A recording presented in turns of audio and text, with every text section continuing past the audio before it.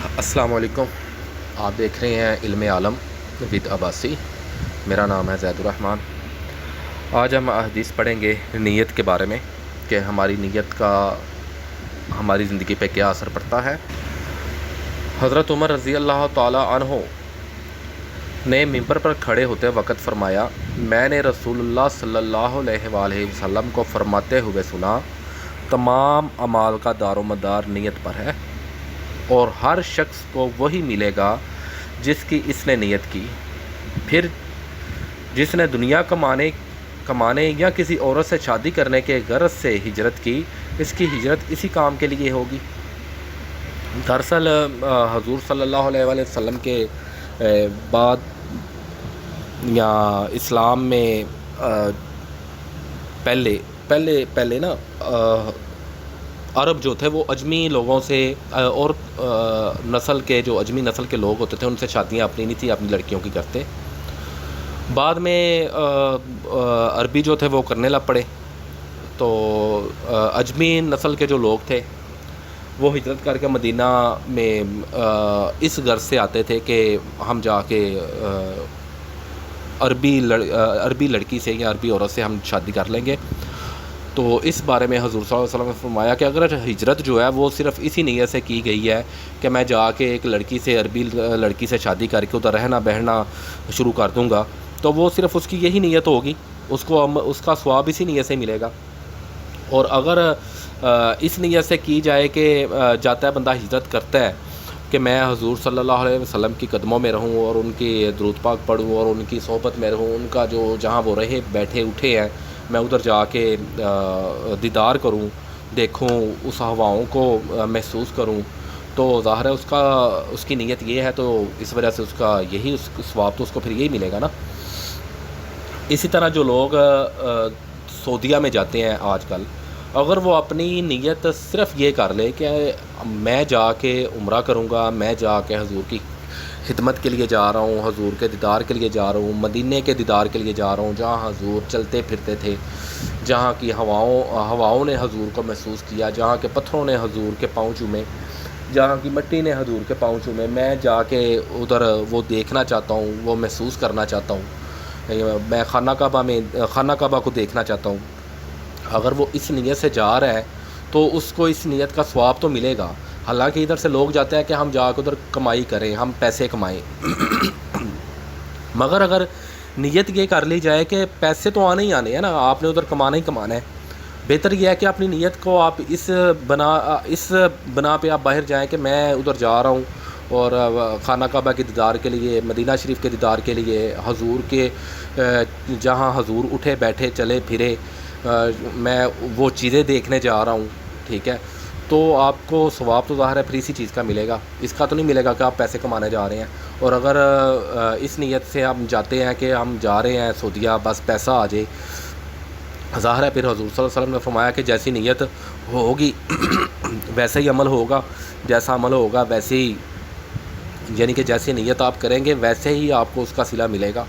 تو کیوں نہ ہم بہتر صلہ کریں. جیسے کہ بڑی مشہور مثال ہے، ایک بندہ تھا، اس نے گھر بنوایا اور اس نے کھڑکی بنوائی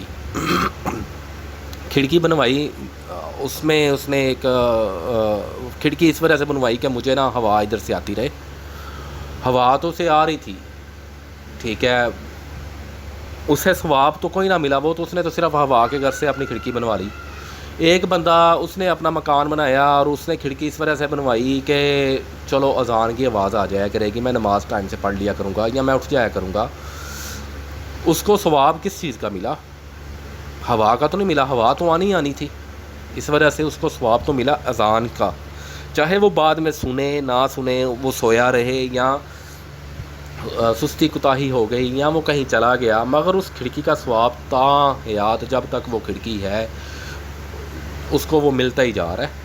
اسی نیت سے کہ اس نے اذان کے لیے وہ کھڑکی بنوائی اور دوسرے نے صرف ہوا کے لیے بنوائی، اس کو وہ صرف ہوا ہی آ رہی ہے، اس کو ثواب تو کوئی نہیں مل رہا. اس وجہ سے ہمیں اپنی نیت جو ہے وہ بہتر کرنی چاہیے. ہر عمل میں، ہر چیز میں کوشش کرنی چاہیے کہ اچھی نیت کے ساتھ ہم کریں، جس میں ہمیں فری کا جو ہے نا ثواب مل رہا ہوتا ہے. ہمیں یہ دیکھنے کی وہ ثواب کرنے کی ضرورت نہیں ہوتی، ہم اپنا کم از کم نیت تو کر لیں، ثواب تو ہمیں مل ہی رہا ہے۔ اور اگر ہم ارادتاً ثواب کرنا بھی شروع کر دیں تو پھر تو کیا ہی بات ہے نا، پھر تو سونے پہ سہاگے والا کام ہے۔ تو اس وجہ سے ہمیں اپنی نیت جو ہے وہ بہتر کرنی چاہیے، خاص طور پہ اپنے بہن بھائیوں کے ساتھ، اپنے والدین کے ساتھ، اٹھنے بیٹھنے میں اپنے دوستوں کے ساتھ، اپنے ہمسایوں کے ساتھ، کہ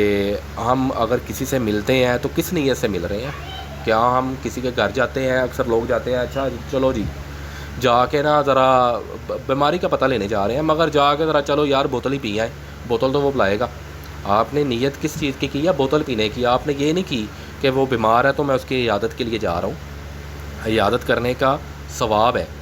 مگر آپ نے نیت کر لی میں جا رہا ہوں، جا کے بوتل پئیں گے، کھانا کھائیں گے، واپس آ جائیں گے، مزہ کریں گے، وہ پھر نیت تو آپ کی وہ صرف کھانا کھانے کی یا بوتل پینے کی ہوئی نا۔ آپ کی نیت تو یہ تو نہ ہوئی کہ جا کے ہم وہ کر لیں، عیادت کر لیں، ٹھیک ہے، یا ہم بہن بھائی کی طرف جا رہے ہیں، یار چلو چل کے آج اس کی طرف کھانا کھائیں۔ اور بھائی کھانا تو آپ نے کھانا ہی ہے، اگر آپ نیت یہ کر لیں کہ ہم بہن بھائیوں کو خوش ہو کے ملیں گے،